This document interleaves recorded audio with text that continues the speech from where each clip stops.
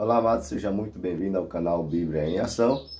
Hoje nós iremos estar falando um pouquinho, comentando, em mais uma aula de introdução, falando da lição de número 1. Nesse semestre nós iremos estar estudando nesse segundo trimestre essa lição maravilhosa, onde nós vamos estar aprendendo acerca dos valores cristãos do reino de Deus, os valores do reino de Deus. A lição bastante interessante e boa. Nós iremos estar falando os valores do reino de Deus, a relevância do Sermão do Monte para a Igreja de Cristo. Não sei se dá para vocês pegar bem aí, mas é a lição que nós iremos estar estudando nesse trimestre. Vamos falar um pouco a respeito dela rapidinho. É mais uma aula introdutória. A primeira lição nós vamos estar falando sobre o Sermão do Monte, o caráter do reino de Deus. Lembrando que essa lição, o comentarista dela é o pastor Osiel Gomes, bastante conhecido, E o tema já falamos já para vocês. São 13 lições ao todo. Temos a leitura bíblica em classe.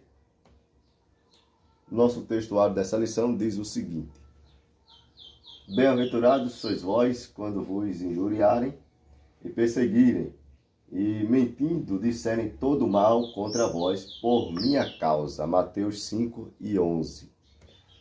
Nossa verdade prática vai dizer assim: o Sermão do Monte revela a ética do reino de Deus, que forma o caráter do cristão. Para quem deseja ser chamado discípulo de Jesus, não há alternativa senão praticá-lo. As palavras que o Senhor falou ali nesse Sermão do Monte. Nossa palavra-chave é beatude. Beatude é a palavra-chave da nossa lição. Nós vamos ter alguns tópicos na nossa lição. O primeiro tópico nós vamos falar sobre a estrutura do Sermão do Monte. O segundo, as bem-aventuranças e o caráter dos filhos de Deus. O terceiro, nós vamos falar sobre somos bem-aventurados. Uma introdução para a gente entrarmos aqui. O tema deste trimestre é o Sermão do Monte, ou o Sermão da Montanha, como é conhecido por alguns. Não é isso? A qualidade, a alma do Evangelho. O ensino que Jesus transmitiu no monte se destaca pela sua dimensão prática e revelação, a ausência de um verdadeiro cristão. Então veja, o tema deste trimestre, como já falamos, é o Sermão do Monte, ou da Montanha, como é conhecido, considerada a alma do Evangelho. A alma do Evangelho é conhecido. Ao longo do trimestre veremos que o Sermão do Monte traz um ensino que, primeiro, volta-se plenamente para Deus. Segundo, revela o lado ético do indivíduo e do reino, do reino, quando está falando do reino de Deus, não é isso? É o que ele vai falar. A alma própria de Deus. Nós temos algumas imagens aí, pilares da vida cristã. Nós temos alguns textos do Sermão do Monte com convite para a prática de Jesus. Primeiro tópico, a estrutura do Sermão do Monte. Jesus, vendo a multidão, subiu a um monte. Perceba que monte está destacado, não é isso? A palavra monte ela vai estar bem destacada. Assentando-se, aproximaram-se dele os seus discípulos e, abrindo a boca, os ensinava. Mateus 5, versículo 1 a 2. Este versículo anuncia o título do Sermão do Monte. É exatamente o momento onde Jesus ele começa a ensinar, é aí. Geograficamente, disse que ele estava situado, esse sermão, a 6,5 quilômetros ao oeste do mar da Galileia. e a 3 quilômetros do sudeste de Cafarnaum, cidade marítima, ali onde também Jesus morou. No Monte do Sermão, nosso Senhor assentou-se para ensinar aos seus discípulos. Jesus, a gente viu que ele ensinou, ele sentou-se, ele subiu no monte, sentou-se lá e começou a ensinar as pessoas. Os 5 grandes discursos do Sermão do Monte. Os 5 grandes discursos. O primeiro, as bem-aventuranças. A gente vai encontrar em Mateus, no capítulo de número 5, versículo de número 3 a 12. A gente vê. Jesus vai falar sobre o sal e a luz, né? No capítulo 5 ainda, versículo 13 a 16. Jesus é o cumprimento da lei. Ele mesmo vai ensinar isso nesse sermão, do versículo 17 ao 48. Os atos de justiça, ele vai falar isso, né? Em Mateus 6, versículo 1 ao 18. O Sermão do Monte deve ser compreendido e valorizado a partir da autoridade e a messianidade de Jesus para chamar as pessoas a viver uma vida nova, né? Uma vida nova no reino de Deus. No reino de Deus. Terceiro, a quem se destina o Sermão do Monte? Para quem foi direcionado o Sermão do Monte? Qual destino ele teve? Para quem foi ensinado? O Sermão do Monte foi direcionado a 2 povos, a 2 multidões, né? Em 2 linhas. A gente vê aos discípulos, né? E levando ele os olhos para os seus discípulos, dizia, quer dizer, Jesus estava ensinando para os discípulos. Quando ele ensinava, ele olhou para os discípulos e dizia, e também a multidão. E aconteceu que, concluindo Jesus este discurso, a multidão se admirou da sua doutrina. Então, tinha esses 2 direcionamentos, o Sermão do Monte. Portanto, o Sermão do Monte é destinado a todo crente que nascer de novo, como o apóstolo Paulo diz em Coríntios, capítulo 5, versículo 17, quem está em Cristo, nova criatura é. Ainda continuando a quem é destinado o Sermão do Monte, diz assim, o Sermão do Monte revela a verdadeira característica do reino messiânico, que é o reino de Cristo. O Sermão do Monte está estruturado em 5 grandes discursos proferidos por Jesus Cristo e tem como público-alvo todos os crentes que nasceu de novo. Então, todo crente que nasceu de novo, esse Sermão do Monte ele tem essa característica, né, de alcançar essas pessoas. Segundo tópico da lição, vamos falar sobre as bem-aventuranças e o caráter do Filho de Deus. A expressão bem-aventurados, né, que a gente vai encontrar bastante na Bíblia, né, como por exemplo, principalmente no Sermão do Monte, a gente vai encontrar bastante essa expressão bem-aventurados. É um adjetivo plural do grego, né, makarioi, que significa feliz. Quando Jesus fala bem-aventurado, ele quer dizer felizes, né? Os pobres, quando ele diz, por exemplo, em Mateus 5, versículo 3, ele diz assim, bem-aventurados os pobres de espírito, porque deles é o reino dos céus. Ele está dizendo o quê? Ele está dizendo, felizes são os pobres de espírito, porque deles são o reino dos céus. É claro que aqui embaixo a gente tem alguns textos, abaixo o texto grego, né? Como está escrito na forma grega, e eu não vou me arriscar a falar, é claro, né? O que são as bem-aventuranças? A expressão bem-aventurança se refere tanto ao presente como ao futuro, né? As bem-aventuranças se referem tanto ao presente como também ao futuro. Como assim? Os salvos está consciente das promessas divinas para o futuro, a fim de que viva piedosamente em Cristo e desenvolver as atitudes presentes do Sermão do Monte. Como, por exemplo, nas palavras do nosso Senhor, em Mateus 5, As bem-aventuranças são o resultado da fidelidade do crente a Deus. Quando ele diz em Apocalipse, por exemplo, assim: bem-aventurado aquele que lê e os que ouvem a palavra desta profecia e guardam as coisas que nela estão escritas, porque o tempo é próximo. Em Apocalipse a gente ainda encontra essa expressão bem-aventurado, por exemplo, em 14:13, que diz: bem-aventurados os mortos, que desde agora morreram no Senhor. Então, felizes são aqueles que leem. Jesus estava dizendo, né? Felizes são aqueles que morreram em Cristo, né? Morreram no Senhor, né? Eles morreram em Cristo, né? Então, morreram salvos. O reino de Deus e seu caráter. Desde então, começou Jesus a pregar e a dizer: arrependei-vos, né? Arrependei-vos, porque é chegado o reino de Deus. Mateus 4, versículo 17. O que seria o reino de Deus aqui nesse texto? Que a gente pode entender o que seria o reino de Deus. É semelhante ao grão de mostarda que o homem, tomando-a, lançou na sua horta, cresceu, fez-se grande árvore, e em seus ramos se aninhavam as aves. Podemos falar que o reino de Deus no presente, né? Podemos falar que o reino de Deus no presente, por exemplo, 3, são os bem-aventurados pobres de espírito, porque dele é o reino de Deus.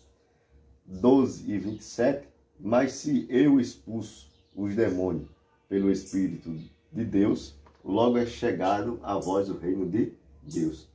Jesus, porém, disse: deixai os meninos e não os extroveis de vir a mim, porque dos tais é o reino de Deus. O que ainda podemos falar sobre o reino de Deus no futuro? Diz assim: nem todo que me diz Senhor, Senhor entrará no reino dos céus, mas aquele que faz a vontade de meu Pai, que está nos céus. Muitos me dirão naquele dia: Senhor, Senhor, não profetizamos nós em teu nome não expulsamos os demônios? Aí ele vai dizer assim: então dirá o rei aos que estiverem à sua direita: vinde, bendito de meu Pai, possuir por herança o reino que a vós está preparado desde a fundação do mundo. Mateus 25:34. Interessante a gente observar a primeira parte de cima, quando ele diz a respeito do reino de Deus no futuro. Quando a gente lê esse versículo, a gente observa que vai ter muita surpresa no futuro. Porque diz: nem todo mundo que diz Senhor, Senhor vai entrar no reino dos céus. E é interessante que ele cita aí. Muitos vão dizer: mas nós não profetizamos no teu nome, nós não expulsamos demônios, nós não fizemos isso e aquilo. Jesus vai dizer: apartai-vos. Porque essa classe de pessoa aqui são considerados falsos cristãos, aqueles que fazem as coisas só para se gloriar, para querer para si. E o reino de Deus não funciona desta maneira, de forma nenhuma.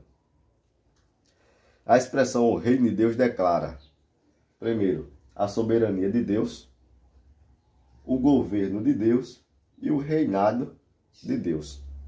Essa expressão reino de Deus abrange tudo isso. Podemos ainda destacar pelo menos 4 conceitos que se referem à expressão reino de Deus na Bíblia. Primeiro, o reino no coração, a chegada do reino como a salvação, a igreja e toda a criação e a volta do Senhor, né? Não dá muito bem para vocês enxergarem bem aqui. Essa luzinha aqui é a luzinha da ring light. Mas eu vou ler para vocês. Um reinado, primeiro, um reino no coração.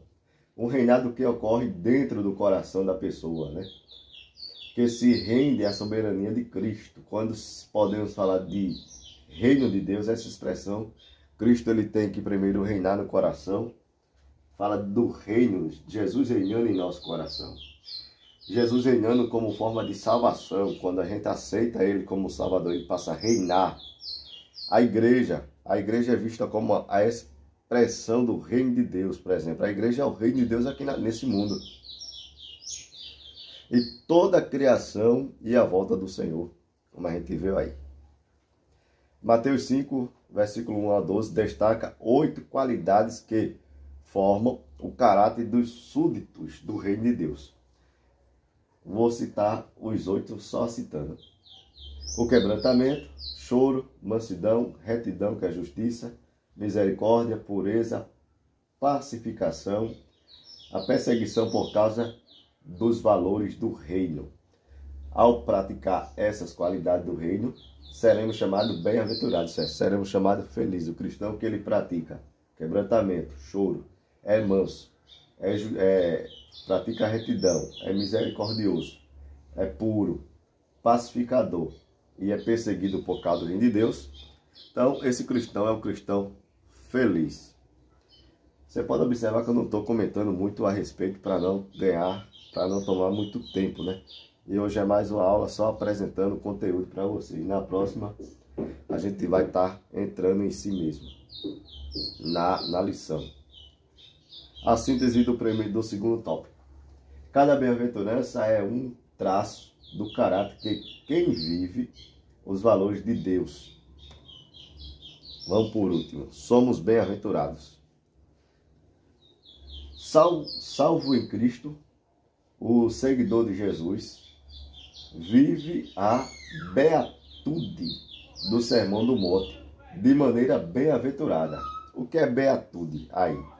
É o estado permanente de perfeita satisfação e plenitude, é um estado de felicidade. Então, quando você vê, porque essa palavra beatude, você observa que apareceu bem lá no começo da lição como a palavra-chave, a gente vê que essa palavra aí, beatude, significa isso, um estado permanente de perfeição, né? De perfeição e satisfação e de plenitude, isso é de algo completo. O cristão que faz tudo isso aí, ele é uma pessoa que é completa, uma pessoa que é satisfeita, está satisfeita. Por isso que a palavra-chave da nossa lição é exatamente essa palavrinha aí, chamada de beatude, que dá isso, significa isso aí, uma pessoa que está completa, né? Ela é completa por tudo. Continuando.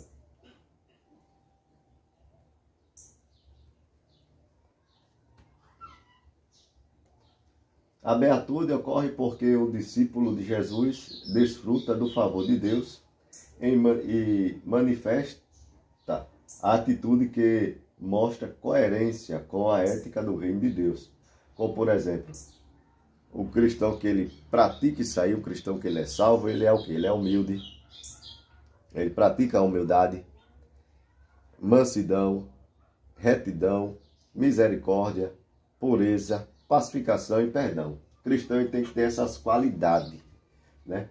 São qualidades de um cristão. Humildade. O cristão, ele é uma pessoa que ele tem que ser humilde. O próprio Jesus disse: aprendei de mim que sou manso e humilde, né? Não quero comentar muito, mas se a gente fosse falar nos dias de hoje, isso aqui mal a gente vê, principalmente dentro da igreja, a gente não vê isso muitas vezes, né? A humildade, mansidão, né? É algo que a gente também está, mesmo até no meio evangélico cristão, a gente não vê. Retidão, misericórdia para com o próximo, você se colocar no lugar do próximo, a gente não vê isso, né? Mas não vamos comentar tanto para não esticarmos tanto a nossa aula. O cristão que pratica a beatudes do Sermão do Monte domina o eu carnal, que é o que a palavra de Deus diz: viver em Cristo, entra numa nova dimensão espiritual e vive a vontade de Deus. Veja, Jesus Cristo ensina que A verdadeira felicidade nada tem a ver com o que o homem... nada tem a ver o homem moderno deseja. Dinheiro, ambição, poder. Felicidade não tem nada a ver com o que as pessoas nos dias de hoje estão desejando. Que é o quê? Dinheiro, são ambiciosos, querem poder, querem cada dia mais ter mais coisa. A felicidade bíblica se revela em que amar o seu inimigo e bem dizer o que te maldiz. É o que Jesus disse. É amar aqueles que nos odeiam, né? É amar aquelas pessoas que muitas vezes não gostam de gente. Como eu disse, bem dizer aquele que te maldiz. Pessoas que maldizem a você, desejam mal você, você tem que desejar o bem a essas pessoas. E por último aí, a síntese desse tópico diz: o Sermão do Monte declara que as bem-aventuranças são a verdadeira felicidade para quem nasceu de novo. Conclusão: o Sermão do Monte é a base ética do reino de Deus. Segundo, nele constatamos o lado divino de uma atitude amorosa do cristão para com Deus, bem como para com o próximo, né? Que não apareceu aí. Se cada crente felizes do Sermão do Monte, o seu norte ético de vida, as polêmicas não teriam lugar entre nós.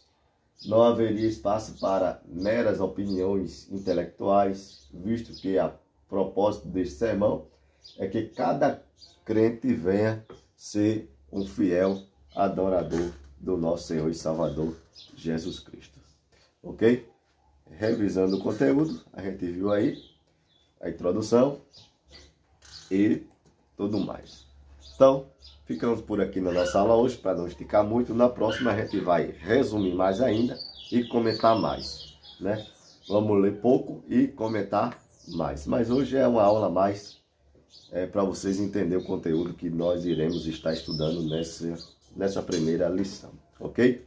Então, aguardo você na nossa próxima aula, né? Nessa nova jornada que nós iremos estar estudando a respeito dessa lição, que vai ser, creio, maravilhosa para cada um de nós, muito importante para todos nós. E claro que na próxima nós iremos estar falando a respeito de sal da terra e luz do mundo. Uma lição muito boa que vai estar trazendo muitos ensinamentos para cada um de nós, ok? Então aguardo você no próximo vídeo. Deus lhe abençoe. Deixe seu joinha, se inscreva no canal. Nós iremos cada vez estar melhorando aqui os conteúdos para você. Deus abençoe em nome de Jesus.